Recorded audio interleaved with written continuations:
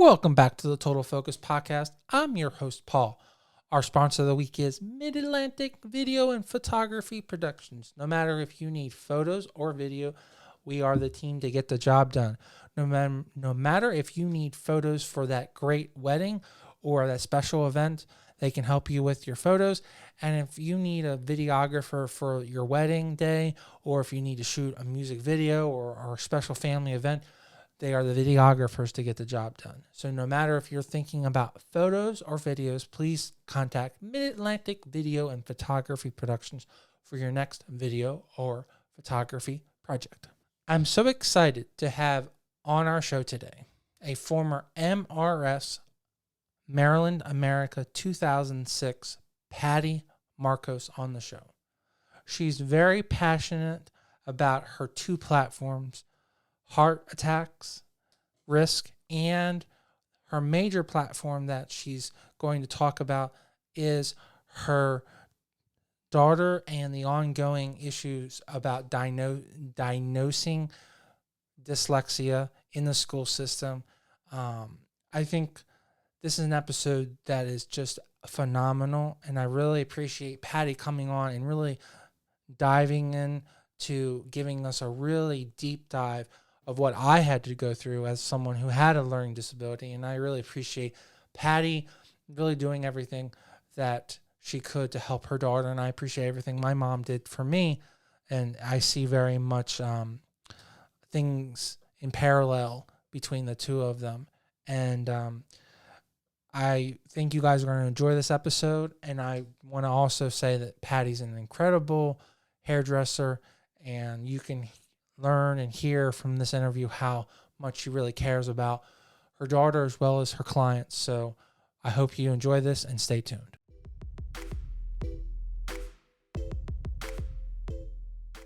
And welcome to the show. Hi, how are you? Hi, Patty. It's always great to have another Mrs. MRS Maryland on the show. So it's like going down the list, and everyone is special, and I appreciate how much you really still put into the organization and care about our state so much. I truly appreciate people that still continue to come back year after year and really care about our state. So. Oh yeah, we are definitely a sisterhood. I mean, absolutely.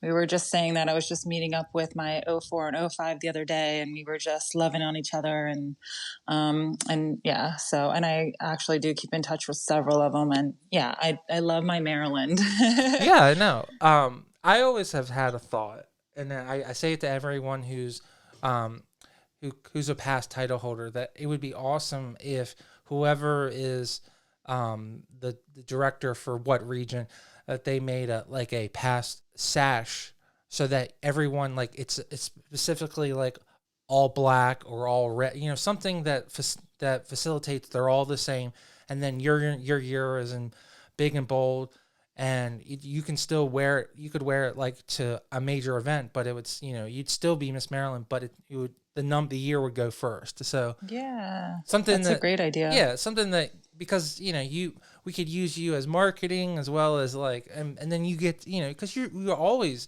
MRS Maryland, so that's so important. Just because you gave it up, you still represented that year, and you did a great job representing that year. So it's really important that everyone Thank you. gets. Yeah, I think that's a great idea, and thank you so much for all you do for pageants, and yeah, thank you so much. I think our audience is like, wow, this is just a love fest here, Well, you know what? I think for 2020, I think what we're learning is just all about gratitude. And I think that the more that we express gratitude is really what we really need to be focusing on. And I think that's what we're all learning in 2020. Oh yeah, absolutely. So. And recognizing people before, if they are feeling a little sad, making sure that they get the recognition they deserve, and because everyone's done something that's great, the question I always ask my guests, because the whole point of the show is to give your knowledge to someone else that might want to win your title. So how did you get into pageantry? When you were a young child, did you do did you do performances? Were you cheerleader? Did you do any athletics, or was Okay, well, pageantry something you just jumped into well, later in life? you've met me, so you know how tall I am. So Yes. I was a model, Well, and awesome.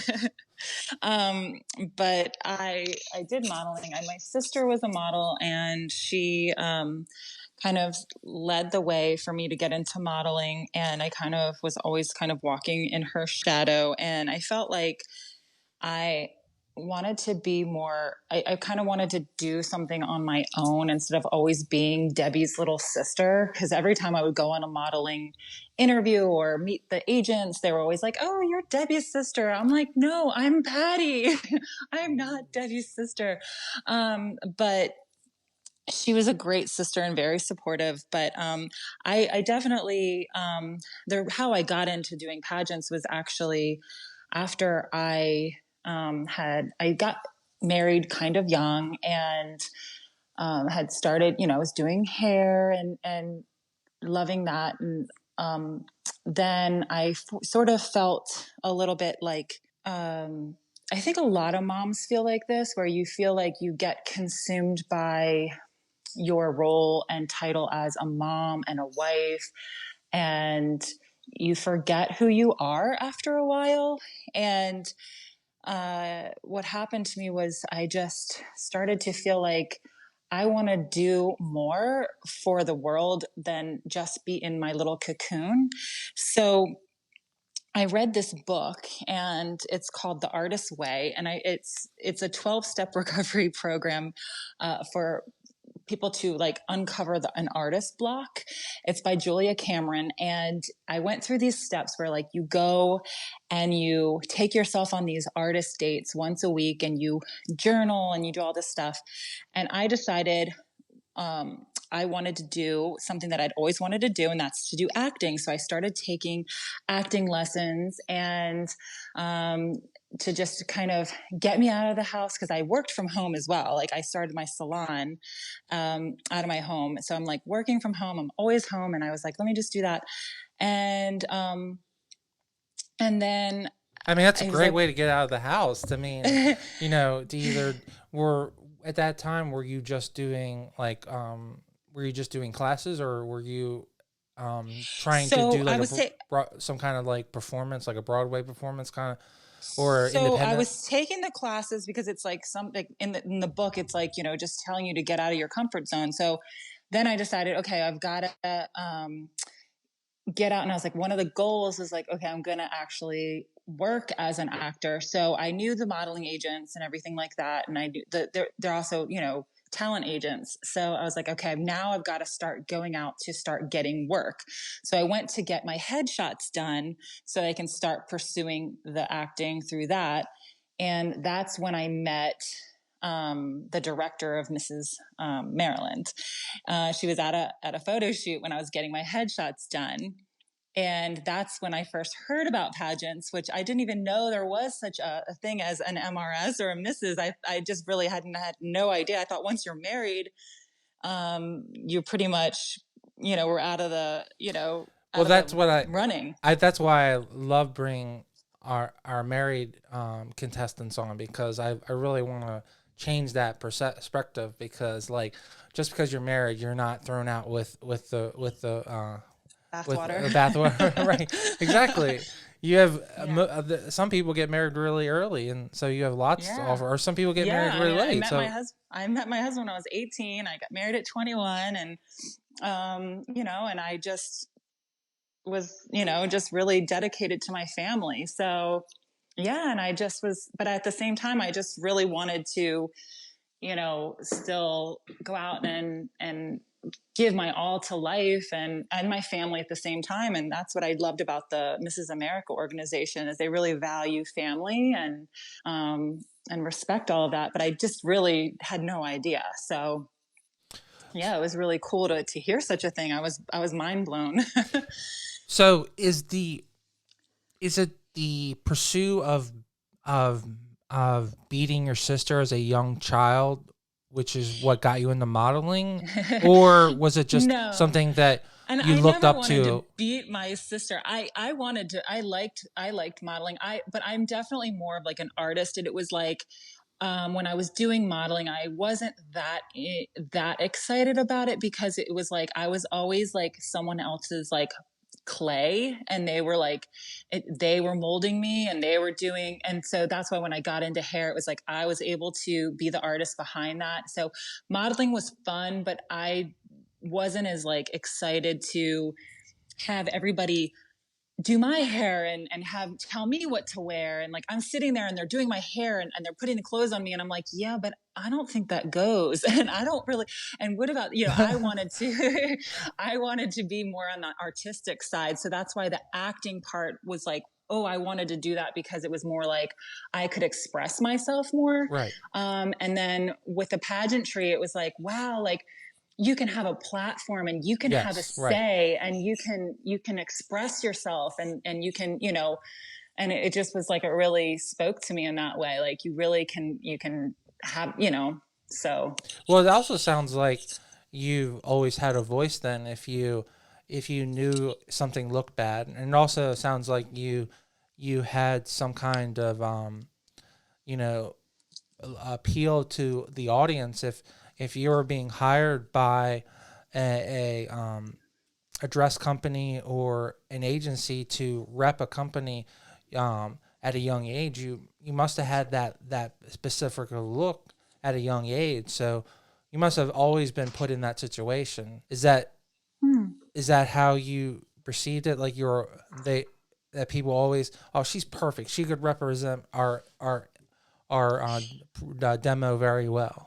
I did a lot of like bridal stuff. Like that was Gotcha. seemed like, I think it was more for the area, like the DC area, like in the, the Baltimore, DC area was definitely a little bit more commercial. And I did a lot of catalog stuff.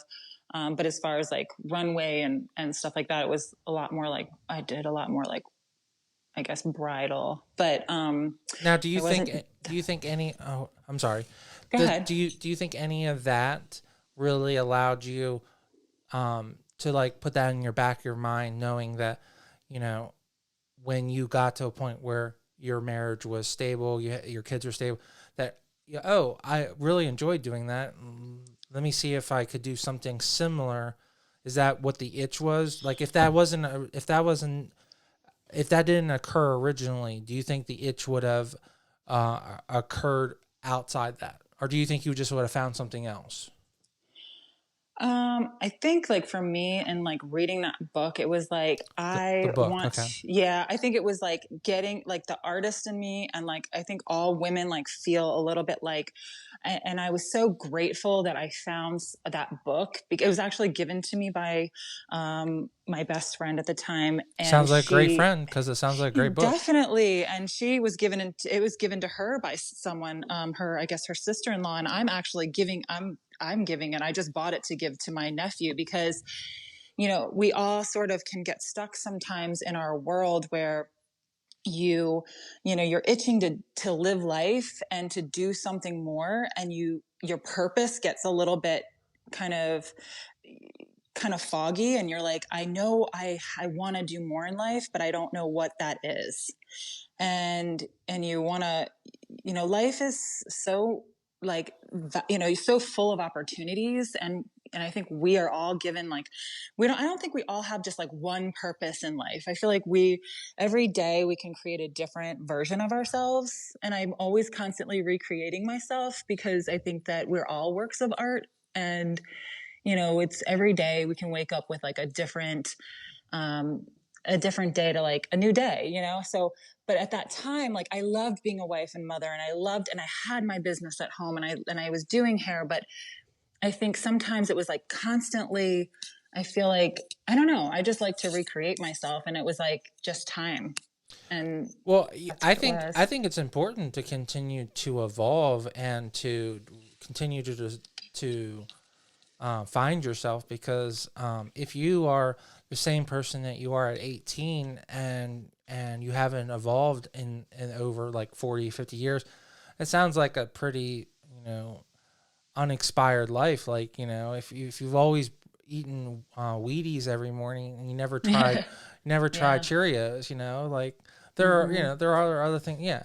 So I think what you did was you went out and you challenged yourself. It sounds like you got everything that you want in life, but then you also wanted to challenge yourself emotionally and spiritually. Exactly. Um, so do you think things just happened to come in at the right time when you met our current director, and things just kind of aligned, and do you think that's what it is, or do you think that you would have ran into MRS pageants naturally just with the course of Never. Yeah.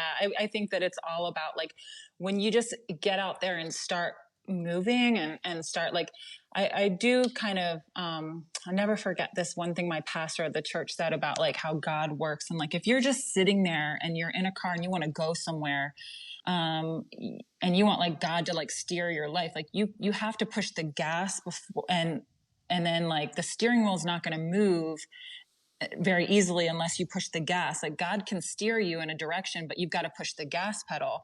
And like I just started moving and going in a direction, and then all of a sudden like the path starts to become clear. So I think that I just started going, and then that's when it started happening. I had no idea when I set out in that direction. And then for me to have met her, I never would have, never ever would that have happened. And then it set a whole other series of events to happen from there. And I'm just like so grateful. And I learned so many important lessons from that whole experience. I mean, just like never would I have ever imagined.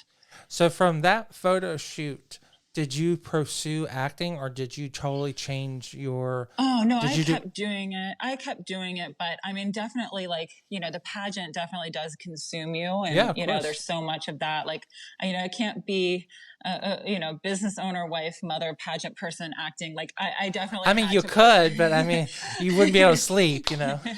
I mean, I still took my classes and still exercised that. I did, a little bit of it, some student films and Well, that's and stuff cool. like that, but didn't go out there and visit all the agencies and do as much of that as I wanted to. But it's kind of still on hold.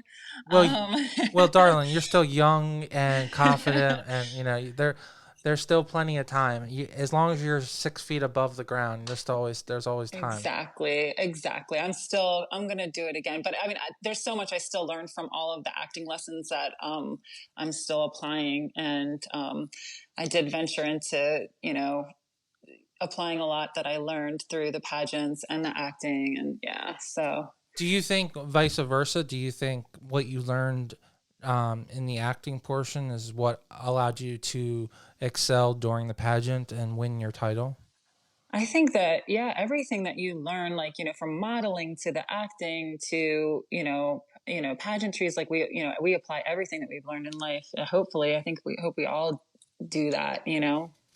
Well, if Um, someone's coming into this new and yeah. if they haven't done a pageant You have and to they use all your life experiences okay. to do it. But yeah, I mean, it's about just applying everything that you've learned in life.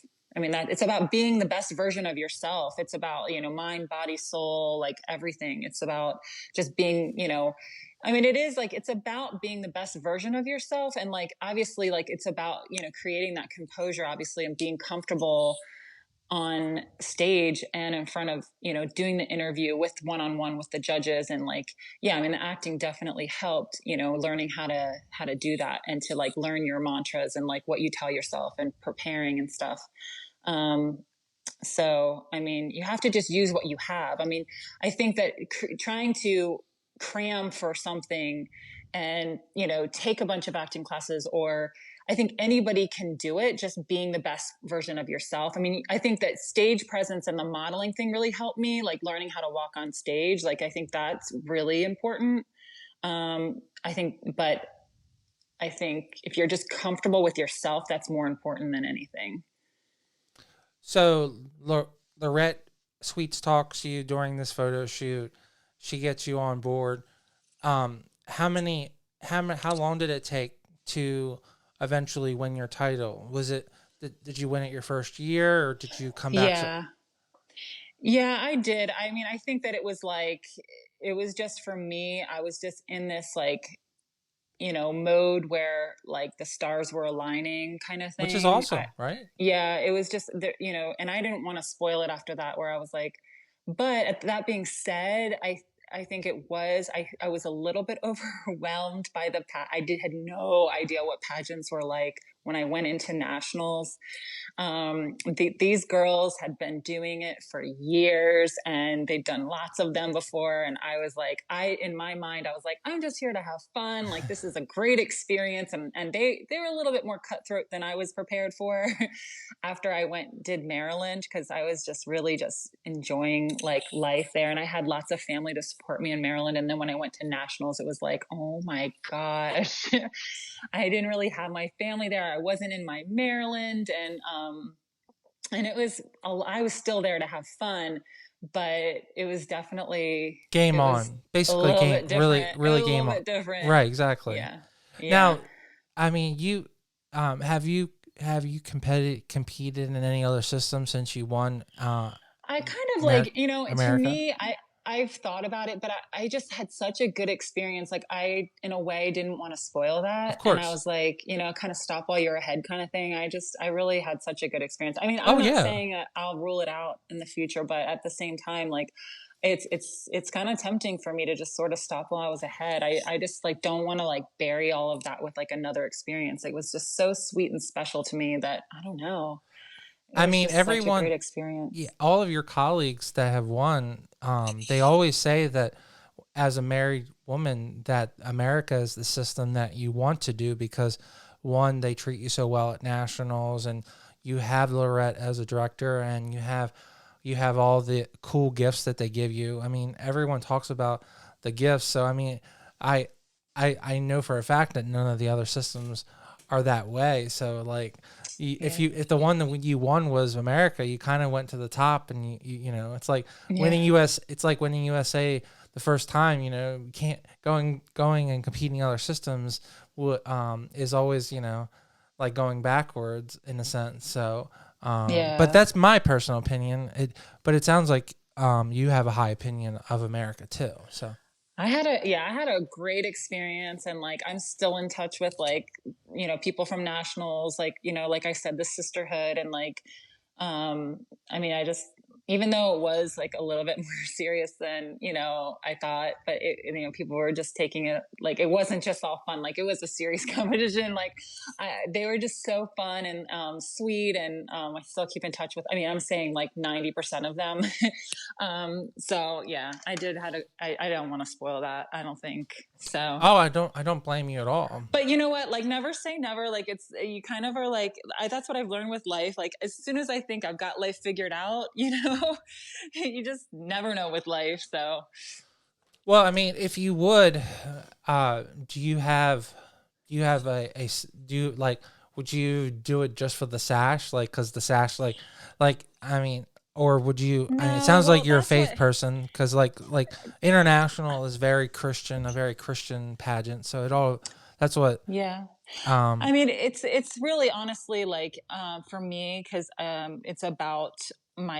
it's about the platform, to be honest. Like it's because of what I've been through with my daughter, and like just raising awareness for the dyslexia and all of that. Like it would be something like that. well, Just please, because you never even mentioned what your platform was. So what was your platform? well, my platform in Mrs. America was heart disease, and because I've had it throughout my family, and just just everywhere. Mm-hmm. And then shortly after that, my mother, my daughter,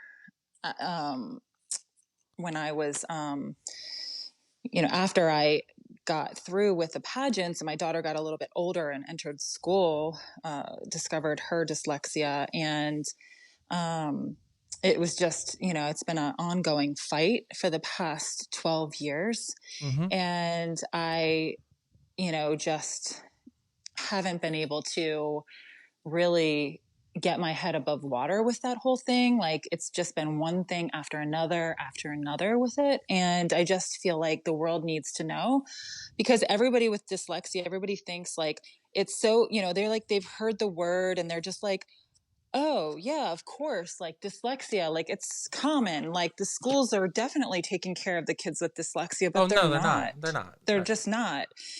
And And I expressed to you earlier yeah, before we started that I have a severe reading and writing disability. So, I mean, yeah, I have to deal with this my entire life. So, and my mom would probably have very uh, mutual conversation on exactly. I mean, even in college, she would be the person I would study with. So, she would help me read my courses.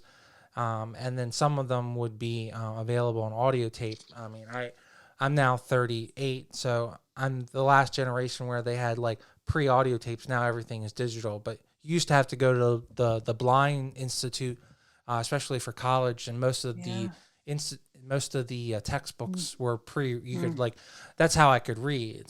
Yeah, So exactly.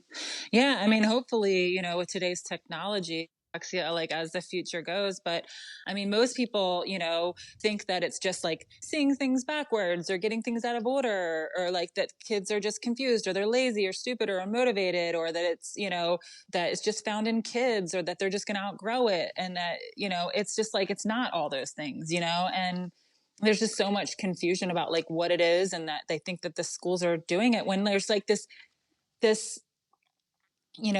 way of teaching, this 80-year-old system, this Orton Gillingham method, that like it's so amazing that other kids could be learning from it, and that don't even have dyslexia, and they're not even using that to help kids learn to read. And it's just a shame. And the schools don't even diagnose kids with it, like even though the teachers can clear, and teachers don't even know the first thing about it. I've got clients, tons of clients that are educators, and they're like, I wouldn't know the first thing to do with a dyslexic kid because they're not trained. They're like, I wouldn't know what the heck to do. well, And it's, the thing when I was growing up that was so upsetting is that they just put me in special ed like oh, I was 80%, that 80% was of kids yeah in special ed are dyslexic. right, 80%. and I wasn't a troubled child, so everything that you're saying Well, there's you wouldn't be troubled, but at the time, but you would grow to be troubled. I mean, if perhaps you're right. because you're not treated the right way, and you're going to get anxiety and all of this stuff through the educational system. And that's what happened to my daughter. It's like, we had to try, we had to, she's got severe dyslexia, and there's such a wide range of kids who are dyslexic. Like, there's a different spectrum, like you've got, Yes, of but course. it's literally like 15% of the population have it, worldwide. And it's not even, different cultures. You don't have to be English speaking. It's Oh like no, right. different, all different socioeconomic backgrounds. And, it's like 700 million people worldwide. It's just all across the board. And like the schools are not doing anything about it. And it's just a shame that like, and what's sad is that the people whose parents have, or the parents who have the money to get the attorneys, and the people who, and those are the kids that might be getting more attention. But the parents who are out there working, who don't even recognize that these kids actually have dyslexia, those are the kids that are suffering. And it's just really sad. Hmm. I mean, I I'm fortunate that I had an incredible mother that was always on the ball. Exactly. Always, I mean, she went through the what they call IEP meetings, which is Yeah. repute. I know. Right, I've it been sounds to like you're plenty one of of those them. parents, and I'm very understanding of my biggest crutch was I was having problems reading, but then I was literally next to someone that was punching my arm every day or throwing stuff at me. Right. So, It's annoying. and my biggest crutch was that I just needed someone to help me because Right. if you put me in college, I graduated. Now, I just didn't pursue a 4-year degree. I graduated Anne Arundel Community College, but I have a 3.2 GPA. So Mm-hmm. in college, so I mean if you give me the opportunity, Right. I can produce the material and do the work, and it That's just right. shows that they, like you were saying, is that they just they lack the understanding of the students, and it's not necessarily Yeah. that they're just uneducated or Oh, we're they're it's not about it's not about intelligence in intelligence. any way or No. lack of work. It's just that we may Right. not be able to do the work in the Actually, same amount of time. And I mean, I just don't believe in throwing like all these arbitrary like one of the things that my English teacher, because other students would have 4 English teachers in 4 years in high school. I would have the same English teacher because in special ed, everything was exactly the same. And the biggest thing that they were trying to get through is getting through these 4 mandated tests, because that was the most important thing. Because I couldn't graduate high school without passing these stupid mandated tests, because they were gonna not arbitrarily pass me, but like I was going to pass because I was doing my work. So I was going to pass high school, but that's the stuff that I would right, wish the testing. that those arbitrarily those tests they Yeah. put in. So it's just frustrating all the way. And sounds like you definitely need to run for either office, or you need to have another title, because you're very passionate about this. It's clearly you're knowledgeable about this, and this is something that needs to be addressed. I'm fully backing you. Like I'm like you're hitting every, like, yeah, I know. Like, I mean, I lived through it, so I Yeah, still I live through mean, it. Like, it doesn't go away. Like, just you because. learn either you learn like to be a really really hard worker as a dyslexic, because you either sink or you swim, Mhm. and it's just like you're going to be, super super hardworking, because, or like if you're not, then I bet you, like, in the jails, there just probably so many people that are dyslexic in the jail system. I would love to have them. I think they're even going to do that. They're going to test some of the people in jail to see how many of them actually have dyslexia, which is really unfortunate. Like if they didn't have parents to fight for them. But it's a good thing is that I think at least Montgomery County, actually no, Maryland, they just passed a bill last year. My daughter and I went, and they are going to start testing for dyslexia, which we were crying because she's like, "How is this going to help me?" I'm like, "It's not, honey, but it'll help those below you, those coming up through the school system. They're Sometimes going you to start screening them." sometimes you have to So. scream loud enough that someone hears, so that it'll fix the from the bottom. You have to fix from the bottom up.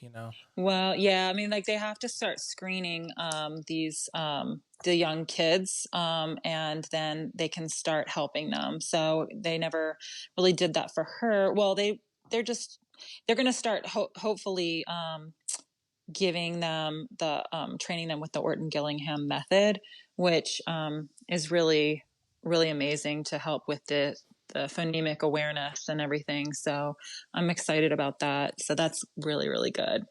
Well, I mean, it sounds like you're on the right path. So, like I said, if there's anything we can do, please, I'll encourage you in any way I can. So, Thank you. Yeah, it's been rough. I mean, she's um, changed schools. Like after fourth grade, I took her out into a special school, and then we were running a little bit out of, I don't know, that wasn't really working out, and for whatever reason she went to another private school, and then that didn't work out for another reason. I did homeschooling for a little bit. She went back to public school, and then we've just then she developed anxiety through that, and then she finally um, went to another public school and into an area where they can have like a little bit more attention given to her, and then they just have let her reading go, and it's just been just so hard, so hard. But I just hope that nobody has to go through what we've gone through. I say but she's just such an amazingly hardworking girl, and we're right now looking at colleges, and hopefully like a college that can help support her, and she really wants to go, and she's just going to prove everybody wrong, and that's how she feels. And I'm just so proud of her. So we're just in the middle of all the college applications and all that stuff, which I'm like, oh my gosh, it's so well, stressful. But that's just a big. That would be just a big thing to go through under our normal circumstances. Yeah. and to go through it where you have to find a college Yeah. that will be acceptive to her learning disabilities is such another big. Yeah. I mean, she's taken all her regular classes. She's got tutoring, 2 days after school to like now catch up with a lot of her reading. Then the school finally is, giving her extra reading help. Cause I'm like, we got to get ready for college. Like now it's like just trying to make up for lost time. So she's just working like really, really hard. But anyway, I just want everybody to keep an eye out for like some of the signs of, dyslexia. And when their kids are young.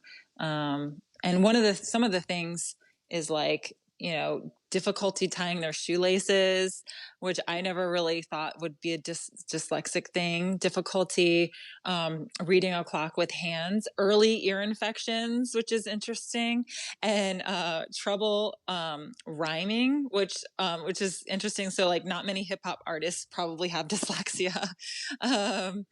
So anyway, those are just some interesting like early signs of dyslexia. And Anyway, it's also like auditory, and visual. So like it's an auditory processing thing too. So she like loves to write. Because she can like slow down the way she's hearing things and saying things. So she's like a really good writer, but everybody's different and they can have like different versions of, different symptoms or whatever of dyslexia, and they can come, some of them, and they can take all of them or none of them, or one of them. I mean, I so. mean, everything you say is like, I when I was younger, I did have problems. I mean, getting the fundamentals of tying my shoe, and and I don't rhyme that well either. So it's just, I'm thankful that that Apple came out with this amazing iPhone, and then there's technology, because without the iPhone, Yes. uh, I don't know if I would be able to function without this technology and be able to be a full functioning person in society, because this allows me.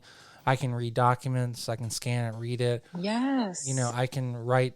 I can write a sentence that has no misspell. I mean, it might not be. It might be the right spelling, but it might not be in the right content. But at least Right. I can express myself in some form. Exactly. And that's something that I couldn't have done if, if I was born just 10 years earlier. So, Exactly. Oh, so, um, I, I, I assume that you guys have a great smartphone for her, and there's some great apps that I use, and I'll be happy to pass along. So, yeah. Thank you.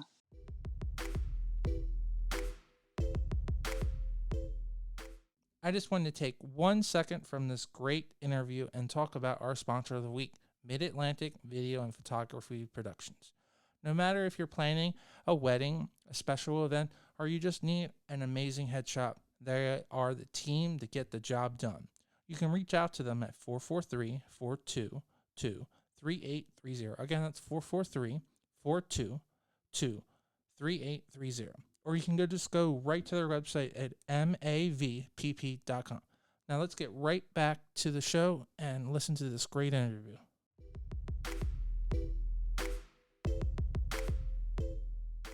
Well, I really appreciate you giving us such a really deep dive into your platform, and as well as just telling us how important that is.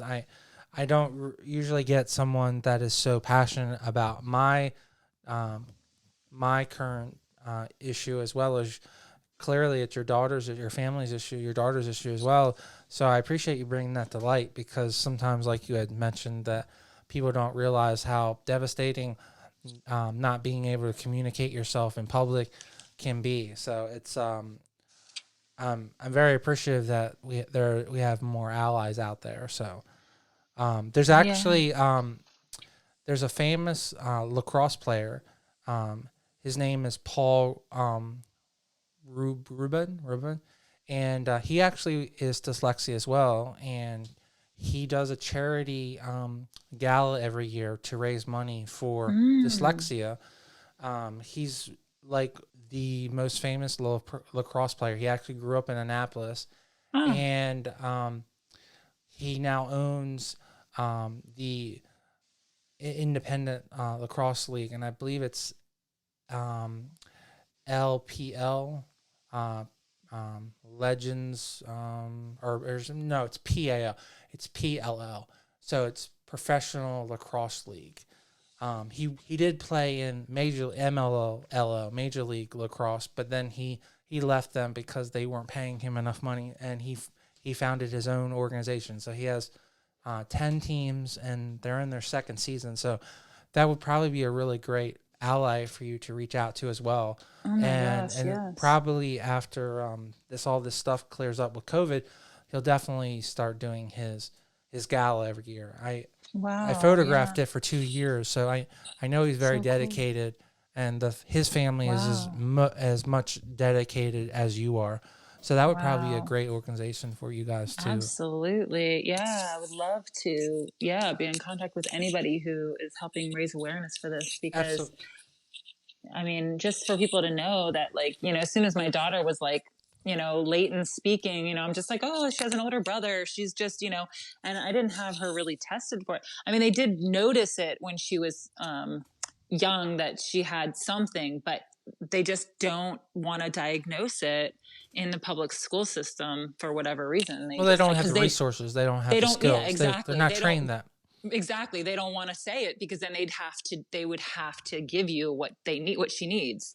So yeah, that's So awesome. Yeah, yeah, and which is a shame because if so many people have it, they should be doing, and most people you're right. who and most so many adults have it right now and they don't even know they have it because Oh it's just yeah, like absolutely. they don't even know they have it.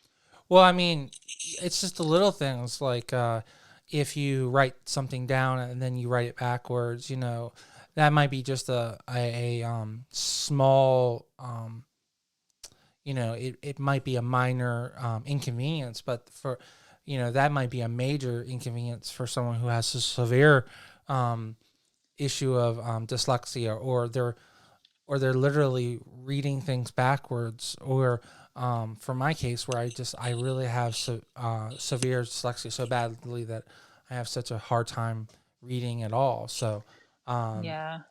so yeah. Yeah, it's And, just because of the way that the brain is. It's like it's the left side of the brain it is. isn't, It's not communicating. it's not, yeah. They I watched this one documentary about dyslexia, and they actually did a MRI, and the creative side, which is one of the reasons Hmm. why I'm Yeah. in photography, Right. lights up like a light bulb, like bing bing bing bing bing Yes. bing, bing, like it's oversaturated. And Exactly. then the Hmm. side that is creative when it comes to writing and spelling, it's literally like a black hole. And Yeah. the best way they can describe it is that there's activity. It's not that the side of the brain is dead. It's just in most people, both sides of the brain talk equally, not Right. one over dominates the other. Um, and Right. But dyslexic can learn anything with the proper teaching and oh motivation. Like oh yeah, absolutely. you just have to like work extra harder on that other side and you can overcome that.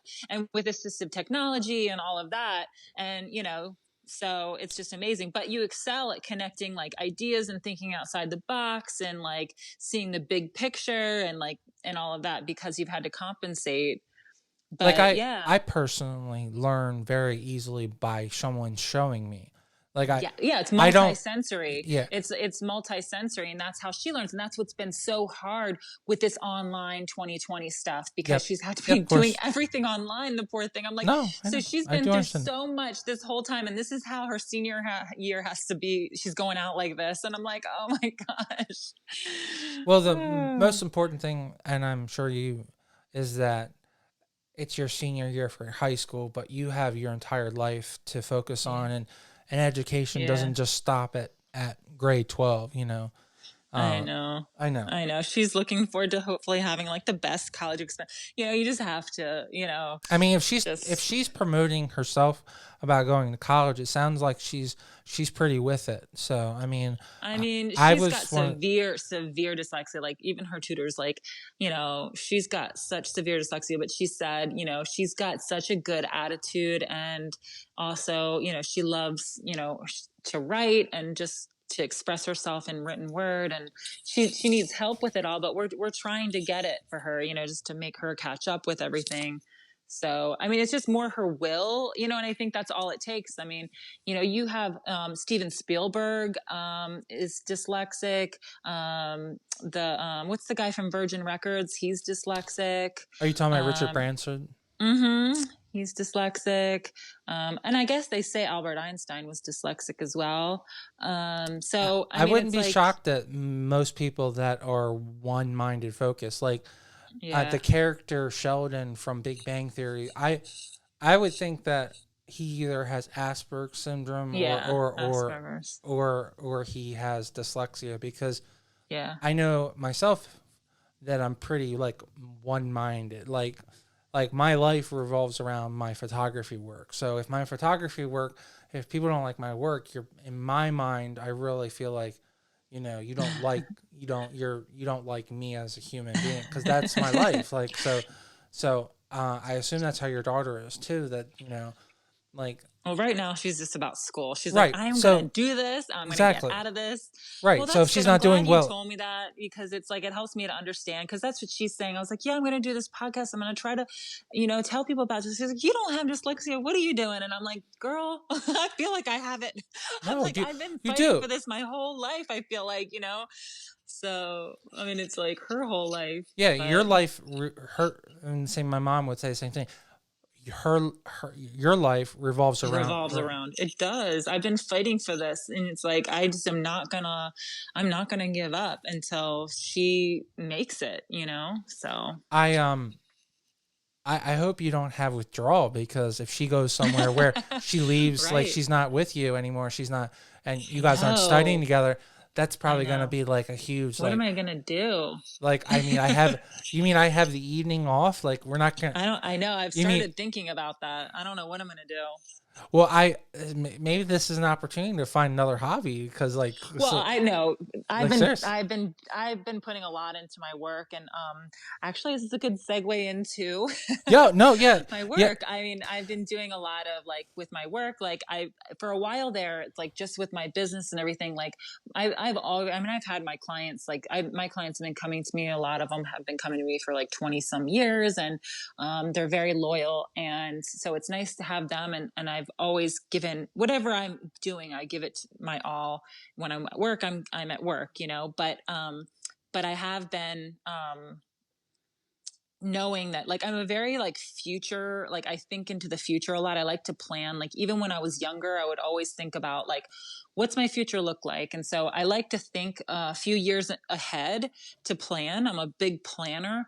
So I have been already thinking about that. And so that's why I've definitely been specializing now into these natural beaded row extensions, and really like cool. specializing in that and learning that and going to classes, and really diving into that. So it's been fun and exciting to like learn something new and like really get detailed into that. Well, So Patty, we should tell the audience that you've owned a hair salon or a beauty salon for you. I guess you said 30 years, right? So well, it's 20, 20. but Okay, well, yeah. So like, well, it's going to be 21. My son's going to be 21. So yeah, it's that's coming up cool. on 21 years, and but doing hair for longer. But That's yeah. awesome. So yeah. Is that So you going back to your creative outlet? Is that how I'm you define? always creative. I'm always been creative, but like, yeah. So I mean, I'm always, always have my, my clients and I are like, obviously like family. Like I said, they've been, and I'm always getting, new. It's always like the ebb and flow. You always kind of have new clients coming in, and people move. So like sometimes like people will move, and I make room for new ones. But So yeah, so then I've just decided, I've been taking different classes because I always like to grow. So like there's this one, I'm always kind of like trying to make sure I stay up on like everything that's going on. And I might be, however old I am, which I'm not telling, but but I definitely am like super young in heart. And so I'm, always staying up with like the current everything in hair. So I Hair know like all changes. the, Hair changes every day. So for you to it's be with, yeah, evolving. if you're with it with hair, I'd say you're definitely you're following a trend. So Well, you're definitely, make yeah. Yeah, and social media and everything like makes it easier. Like there's so much information overload and I can definitely OD on it for sure. Um, but definitely going out and taking classes and traveling and like now like, definitely like my newest thing is like these hand tied hair extensions, which I've done in the past other hair extensions. And now to find this is like amazing. Like it's mind blowing to like have these hair extensions where like you don't even like know you're wearing them. And it's Cool. like it changes everyone's like total self confidence when they wear them because now like you've got this hair that's unlike your own hair in a way that like you really honestly don't have to wash your hair but like once a week. And you can do like little things like crown washes where you wash like the top of your hair and like get that kind of washed, but it like holds curl better and you've got like this really thick like amazing like hair that's just like it's just like you feel so like amazing. So I love being able to like make other people feel so good. And Hey, Patty, you don't have to sell me because as a photographer, I've seen my clients that have these extensions in, yeah. and I'll have to expressly express to my audience, you definitely want hair extensions, okay? Because what Patty's saying is really, because it's so cool, even if you have the clip-ons or the halo or what Patty's talking Yeah. about, the sew-ins, Yeah. they do such a great job because the material they use holds those curls so much Right. better, and they make you. I mean, I love the Dallas look, like that big Texas, like especially if they look so nice in photos and like.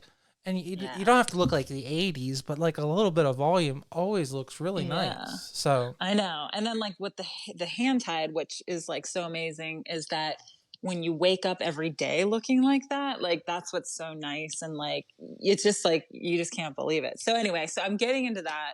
no, that's And awesome. I mean, it's been fun like just having something to put all of my like time and attention into is like because she definitely is like pulling away from me. Like my daughter's sort of like I've got this, like you don't have to, so guys, I've well, got my she's her tutors to help her, and right. so they're taking over all of that. So she really wants to be independent, and that's, I mean, obviously she should be, and I'm so proud of her for doing that. So diving into all of that. And so I'm going to be expanding that. And I got this new girl now helping me at work who's doing, she's coming in and she's doing like eyelash extensions, Awesome. and that's nice. So Yeah, that you that's a have bit. your hair extensions, you got your eyelash I was extensions, gonna and like ask you if you're doing it because that's such a it, that market's just exploding. Like if you could do your hair and your eyelashes, you're gonna make buku bucks. So well, it's like I feel like it's like high maintenance to be low maintenance is what I call it, because it's like you come okay, in and you're in the salon for That wor- like a few hours, but then like the rest of the weeks, like you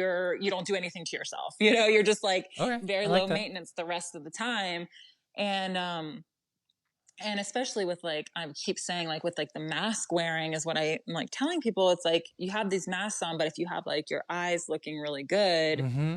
you don't care about as much the lips, but the eyes to really accentuate those. And then if you're obviously your hair.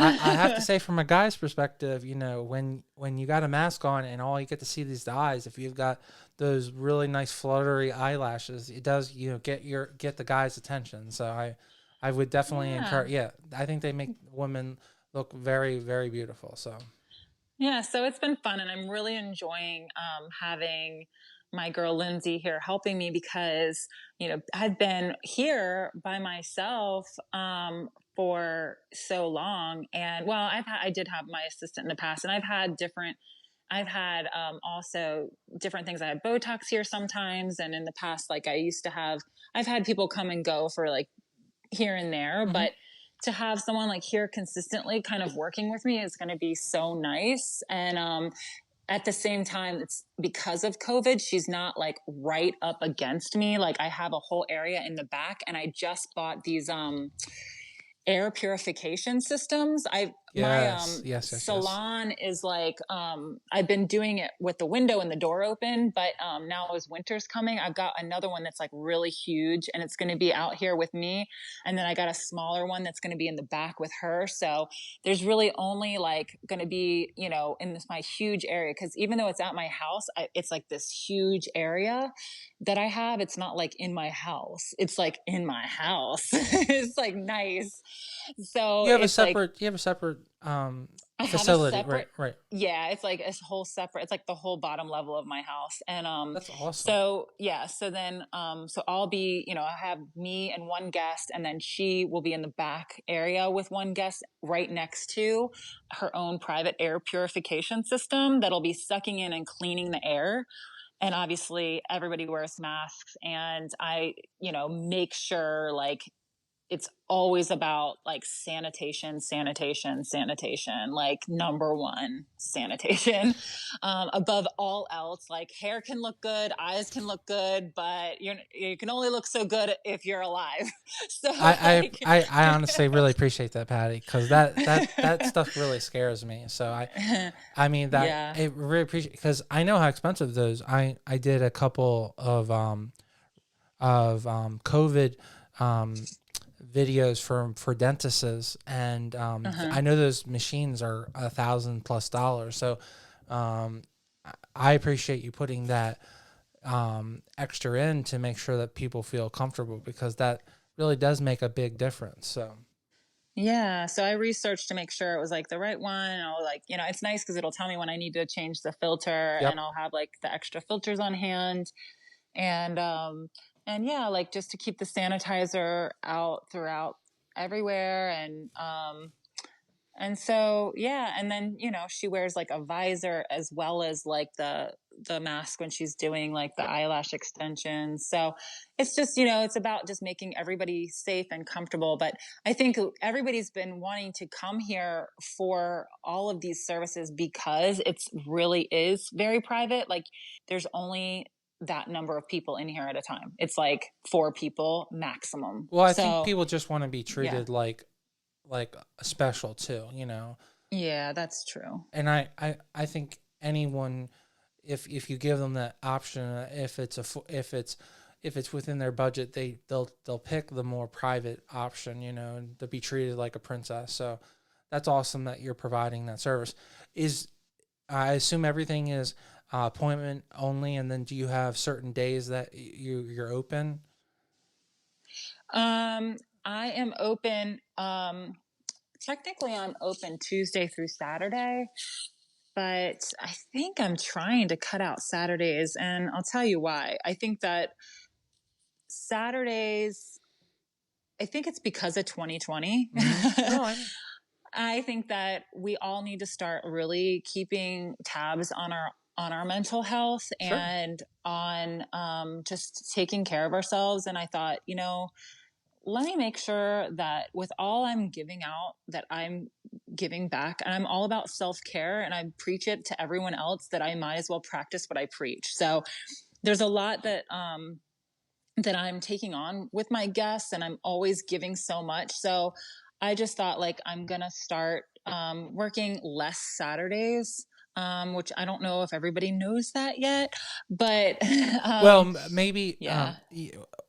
Spoiler to my listening audience, we pre-record these, and this episode will be going up in late March, early April. So maybe by then, Patty, the word will be out. People it won't be will such a know. blindside.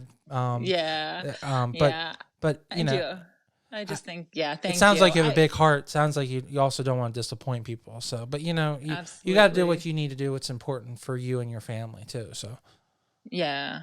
I just think like, I think that it's important for all of us just to be taking care of ourselves. So it'll be 2021, I think, by the time this comes out. Oh, yeah. And I think even still then we need to be taking care of ourselves. I think we got to take all the lessons that we've learned in 2020 and don't forget them. Apply them with all the good, I think, that we can learn from 2020, and don't just when things get better, like let's say the vaccine is out and everybody's getting it, and don't just revert back to the crazy busy lives that we used to live. And we need to really like take the stuff that we learned and apply it and keep the good that we learned. Well, I'm positive enough to believe that there's enough that we learn from this, that I think people are going to work from home. I think things are going to be a little bit slower for a long time, Patty. So I think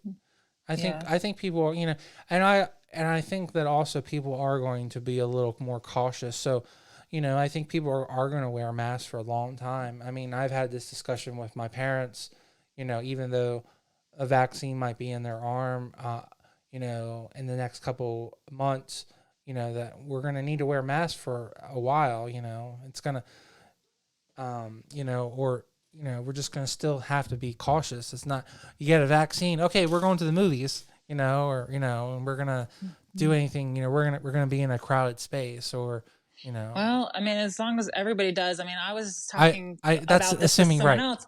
I mean, I was like, so how is this going to end? Like, is it going to be that like one day, like everybody just takes off their mask at the same time and throws them in the air like you do, like the graduation caps, like, or is it going to be like little by little, Little by like little. Little by little? But that's weird too, because it only works if everybody's wearing them. So if one person's wearing it, one person's not, like, I guess that's how it's going to work. But like, I mean, maybe you only wear them when you're in certain places, and then certain places you don't. I guess that's probably how it's going to be. I think it's going to be that my brain says that you're going to get a vaccine, and then there's going to be a way to prove that you are not transmittable, because I watched Fauci. Fauci said they don't know if they know that the vaccine won't cause you to die, that you may get sick if you get it, but you won't die if you have the vaccine, if you get COVID. But they don't know if you can still be a spreader of the disease. That's something that takes time to determine. But let's be hopeful and say that the vaccine prevents that too, which most vaccines do. Like if you get chickenpox, then if you have the vaccine, you're not, you don't spread it to other people. Like it prevents you from getting it and spreading it. So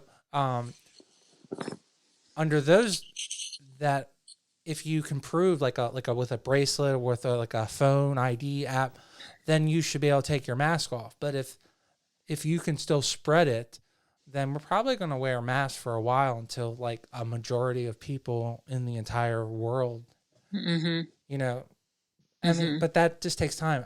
I just want to get over the fear that my parents aren't going to 100% die if, that the vaccine will basically, in my opinion, guarantee that they're not going to die. Like, you're going to die, but I don't want them to die in a hospital where I can't say goodbye to them. I know. So that's what scares me. So my aunt's husband's there right now. I just feel so bad. Like, she can't be with him, and he's like on a ventilator right now, and like it's just so sad. It is. I mean, because I can't, and it's like I feel bad because I can't go be with her because she was just with him, and like she's there by herself. She can't be with him, and like I'm like, well, I guess I'll send you a fruit basket, like, and it's like, oh my gosh, like what a lonely time for him and her. Like, I mean, well, I don't know how. Yeah, it just no, and that's only just being compassionate and being a human being. I mean, that's what makes us. That's what I think really separates us from other life on Earth. Like, right. We have compassion towards people. We need to make we don't want someone to suffer. Like a dog might see a hurt dog, but it doesn't know how to heal it. Right. A frog doesn't have any compassion for another frog.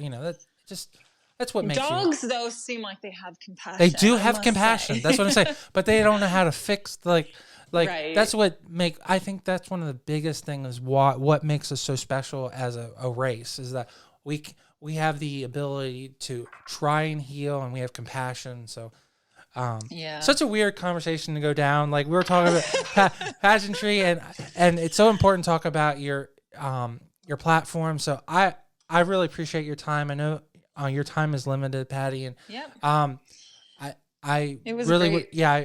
Thank you so much. I think that everyone can learn from all the things that you Yeah, brought and up. as far as like, if I'm sorry to interrupt, but if Go as ahead. far as like pageantry goes, if like, you know, if you want like any kind of lesson like that I could give anybody who is entering into pageantry for the first time, like I would just say, you know, honestly, I I would just say don't overthink it, because I think that a lot of people who go into it, like when you're don't like they try so hard and they push so hard that it blocks their kind of it blocks like that fun loving like energy from coming out from inside them. And when they're paying attention to what everybody else in the pageant is doing, I think that it can get in the way from like letting their true light shine. And obviously you have to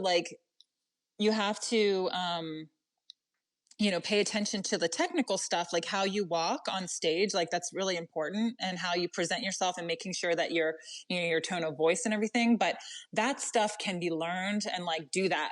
But I think get like don't get so caught up in those kind of details.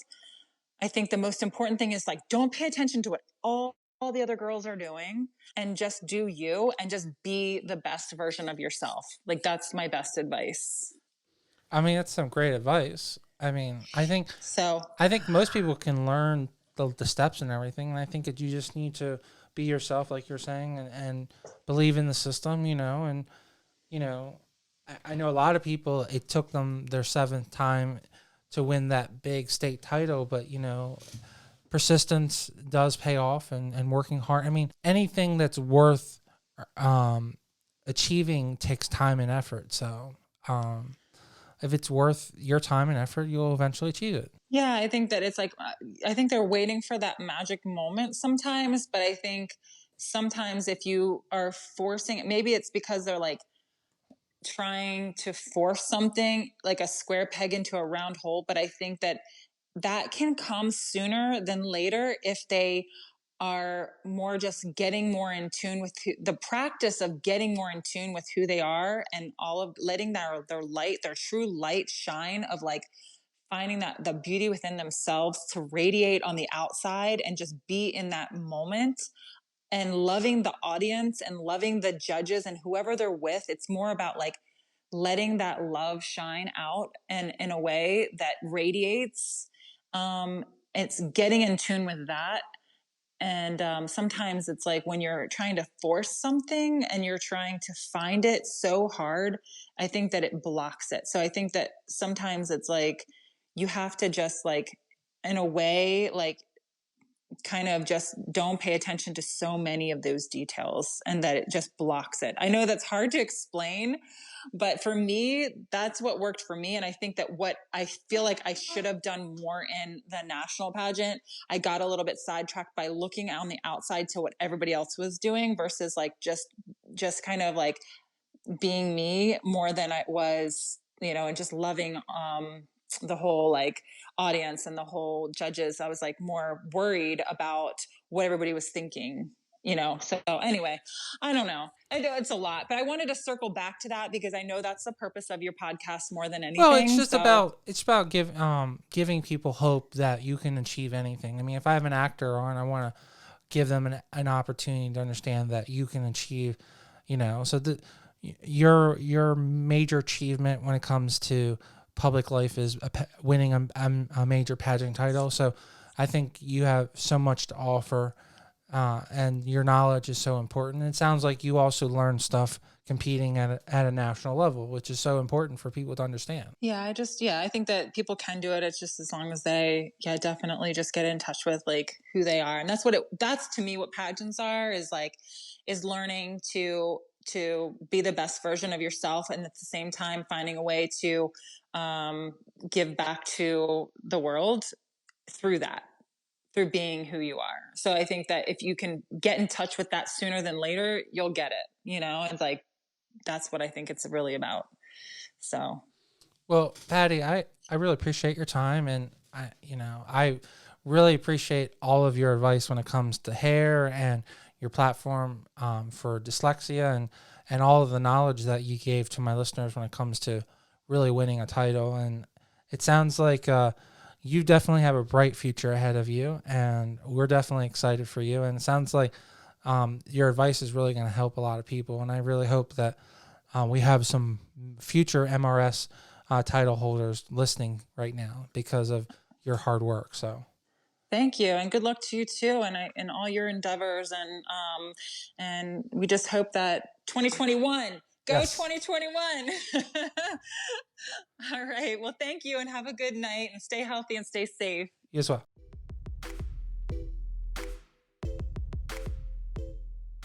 Patty, thank you so much for coming on the show. A lot of our audience, we kind of hear the same thing over and over, and we ask the same questions sometimes. But I really appreciate having a very unique, deep dive, honest conversation about something that you're really passionate about, and that I'm very passionate about with someone myself that has a reading disability and is clearly dyslexia. As you can tell, I have dyslexia. So I really appreciate you really pointing that out and really being a cheerleader and really trying to change the system and trying to help people in general. And I really appreciate you being so caring in that and wanting to care for so many people that have that condition, because it's not a disease, it's a condition or ongoing issue, or I would say learning disability. As always, I want to thank my audience, and I want to really appreciate you guys for your comments. Thank you for your thumbs ups and your thumbs down. Honestly, it's really your feedback in any way really does help to create the show, and the more feedback you guys give us, the better the show can be. So please continue giving us comments. Of course, positive would be great, but we also appreciate negative comments, because negative comments only make you a better person. We also have this show on iTunes and on YouTube, so please subscribe to any way that is easy for you. I also, as I always mention, I have my movie review show with my lovely, incredible movie co-host, Ivan Carlos, who's moving his way up the charts and eventually be a very successful actor. So please check into our episodes, and I really appreciate your feedback on our movie review shows. And as always, please stay tuned.